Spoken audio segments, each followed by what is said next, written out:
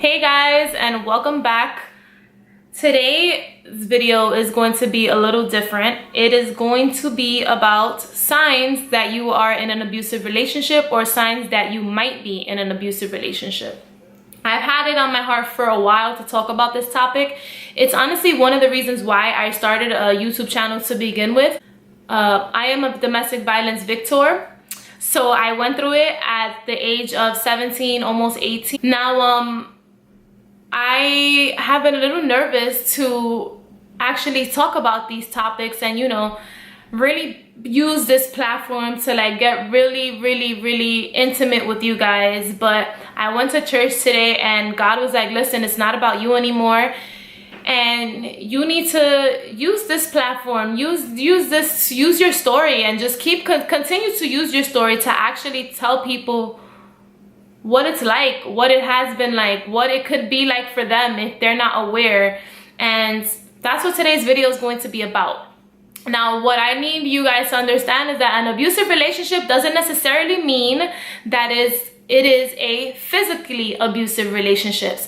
There are many forms of abusive relationships. One being physical, two verbal, mental, emotional, and all of them are equally as terrible. And sometimes the verbal and the mental abuse is actually worse than the physical. The mental takes years of hard work to get over and to, build yourself back up again. Now, here are some signs that I really want you guys to pay attention to that might be that you're in a abusive relationship. And it happens to women and it happens to men. I don't want you guys to think that it's okay for you to go and lay your hands on a man. It is not okay. Just like it's not okay ever for a man to put their hands on a woman. Nothing justifies the fact that you're laying your hands on someone else. It's just as bad. I've seen men who are in abusive relationships who have actually to me or inboxed me and were like, yeah, my baby's mother, was abusive and is abusive, and I can't get no help from anyone because since I'm a man, they don't think that I'm worthy of the help because it was a female hitting me. Like, how crazy is that? And I know plenty of women who, including myself, who have either been in an abusive relationship or are in an abusive relationship and know that they need to get out and don't get out and continue staying with this person and continue the constant battle and the constant cycle of this toxic abuse. And I know people who, like me as well, who have been through it, got out of it, came out in triumph, and now I am here to serve you and to tell you and to enlighten you on things that you should look out for because you might be in an abusive relationship yourself or an unhealthy relationship that might not lead to the right place. One of the reasons that you should look out for is someone calling you out of your name. Now, I've experienced this. It's being called like a B, the B word, or F, you're a slut, you're a this, you're a that, like calling you out of your name. And then calling you out of your name is one thing, but doing it in front of maybe their family, in front of their friends, if they're talking to you like that in front of people in public, imagine what they're gonna, like how they're gonna talk to you and treat you behind closed doors when it's just the two of you. Another thing is if they're treating you like that, pay attention to how they treat the females in their family. Like if they treat their mom like crap, there's a really good chance that they're gonna treat you like crap as well. Sign number 2, blaming you for their mistakes. Blaming you for things they did. So we got into this argument because of you. I got home late because of you. Just anything. I hit you because it was your fault. You should have not did this or that. If you would have not done this or you would have not done that, then I would have not laid my hands on you. Nothing justifies any of their actions at all. So them blaming you for things that have absolutely nothing to do with you, they might manipulate you into thinking that, what they did was your fault or something they went through was your fault. Ain't nothing your fault. It's just they're at fault and they don't know how to deal with their core issues and issues that they have deep down inside, and they'll just take it out on you. And because there's no one else to blame, then they're just gonna try to blame you for it. So definitely a red flag. Sign number 3. Controls your every move. who you with, where you're going, what time you're going, what time you're getting back, what friends you're exactly gonna be with. Is there gonna be any guys there, or is there gonna be any girls there? If there's guys there, then I don't want you to go, or vice versa. If there's girls there, I don't want you to go. Why are you wearing that? Why is your skirt so short? I had an experience where I would wear you know those v-neck shirts that like literally don't come like any lower than like here, from like H&M, Forever 21, etc. One day I had that on. Oh yeah, you showing too much, and why are you showing that much, and you should have not wore that shirt. You should have wore something higher that shows less. Things like that, they are constantly going to try to control you, and that is a huge red flag. If someone's trying to control what you're wearing, where you're going, who you're going with, what time, this, that, and blah, blah, blah, it's draining, it is stressful, it is overwhelming. You feel like you can't breathe, because your every single move, you have someone on your back and like just on your neck telling you what to do, when to do it. Listen, if your mom and your dad are not telling you these things, and no man or no girl should be telling you how to live your life, like point blank, period. That's it. That's another red flag. Reason number 4, threatening to harm you or harm themselves. I've been in a situation where it was just like, if you leave me, I'm gonna kill myself. Like, I swear I'm gonna kill myself. And that's not something to play around with, guys. Although 90% of the time, like, they're not gonna kill themselves or they're not gonna kill you, you just never know, and that's nothing to play around with. So what you wanna do is don't take that lightly, take that very seriously.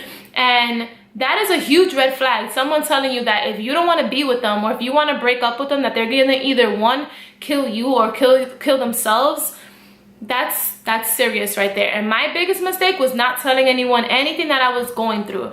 I advised you to speak to someone, your parents, your best friend, the police, your guidance counselors at school if you're still in school, your teachers, someone that you trust that can help and support you get out of this situation. It is not a game, it is not a joke, and once it starts happening little by little by little, it'll only get worse if you continue to stay in that relationship. Is reason number 5 for me. And it was isolation. So isolation pretty much means like they will not want you to hang out with anyone else but them. They want to be around you 24/7. They want to come to your house all the time, or want you at their house. They pretty much want you at eyesight all the time, because they don't trust themselves, so they don't trust you. And that's another thing. They're gonna make you feel insecure for all of the reasons why they are insecure about themselves.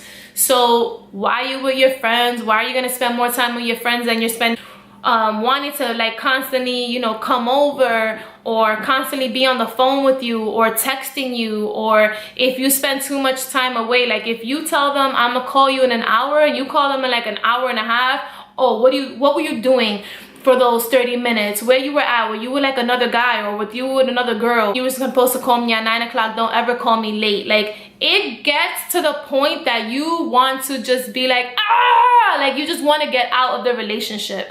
And as you should.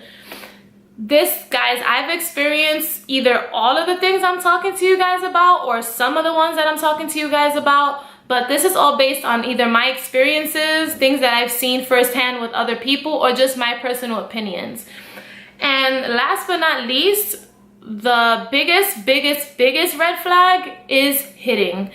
It can be a slap, it can be a pull of the hair for them trying to like control you, it can be like them spitting at you, and that's the like #1 form of disrespect. It can be them like, you know, grabbing you super hard by the arm, like, come here, where you going, don't walk away from me, or you're not leaving. It could be, you know, it could be so many things, and none of these things are healthy, and none of these things you should go through with anybody, point blank, period. Like, it shouldn't happen. And although it happened with me, it was a learning experience for me. By the grace of God, I was able to get out of that relationship. God works in mysterious ways, and the way he got me out was crazy, but thank God. I love you, Lord. Like, thank you. Like, I don't take this lightly when I talk about it, guys, because I was in a really dark place when this happened to me, and, you know, my self-esteem was down. You know, I was just pressured into like, it's so much. I was just down, down, down, down. And then being with someone who doesn't, you know, lift you up, who doesn't love you the way you're supposed to be loved, who doesn't treat you like a queen or a king, like, it's just not worth it. And it's a waste of time. It's dangerous. And once they hit you, it's not gonna stop. And the I love yous and the I'm sorries is just gonna be like just another, just words coming out of their mouth. They're not gonna mean it. And I've experienced this firsthand, and I know people who are experiencing this right now. I know people who got out of it. I know people who have literally landed in the hospital because of this, and, you know, almost lost their lives because they continually put themselves in a situation where they can get deeply hurt. And, you know, don't judge anybody who's going through this situation unless you're physically, like, you are, you know, personally experiencing this. You have absolutely no reason to judge someone else. There's so many reasons why people stay in these relationships.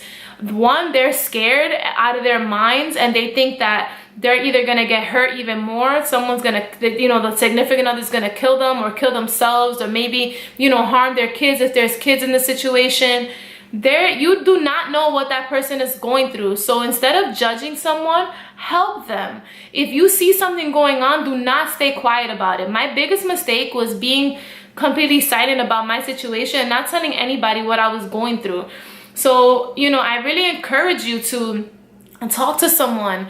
If this is going on when you're not around that person, talk to someone. Talk to your parents. Talk to your teachers if you're still in school, your guidance counselors. You know, talk to someone who you can trust. If you have to go to the police, go to the police and you know, really get a hold of this situation and get control of your life again. I promise you, once you get out of this relationship, you're gonna feel so free. You're gonna feel like, yes, like my life has just started, and you're gonna feel like you have wings again. It's gonna be really, really hard. You know, the building process to build yourself back up after a relationship like this, it's not easy whatsoever. But if I can do it, I'm telling you that you can do it too. I promise you.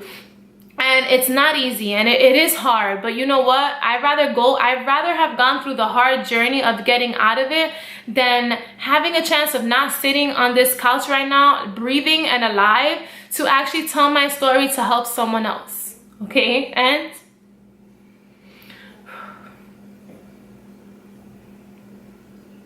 you're worthy, and you can get out of your situation. I promise you. Just pray at night. Pray to God. Talk to God. I don't want to push my religion on you, but he can get you through anything. And you're beautiful. You're worthy. And I want you to know that you can get through this. Get out of the situation. It's not healthy, and you just deserve so much better. And you need to know what it is like to feel really loved and be treated like a queen or a king, and get, you know, the great love and affection that you deserve from a man or a woman. This is real stuff, guys. This is real life, hardcore stuff that happens, and I just want you to know that you can get out of it, and you can get out of it safely. You can get out of it a better person, and it's a learning lesson, and it happens to a lot of people. 1 in every 4 women abused. 1 in every 4 women. That is real, okay? I'm gonna link down below some phone numbers that are 24-hour hotlines if you want to seek some help or you need someone to talk to. And I really pray that if you're going through this, or you just got out of it and you're working through, you know, bettering yourself and having a better situation, I want you to know that it does get better. I want you to know that you will find someone who treats you absolutely amazing. And I want you to know that you don't even need someone to feel amazing. You can be by your damn self and just work it and just be like the best version of yourself, and then find someone who's gonna treat you like royalty. That is my message for you guys today. If you like this video, give it a thumbs up and subscribe to my channel. Like, why not? It's right there. Just click that button and subscribe to stay connected and watch some more videos. And I hope you guys enjoyed. I hope you guys learned something from this. And yeah, so see you guys later in the next video. Bye.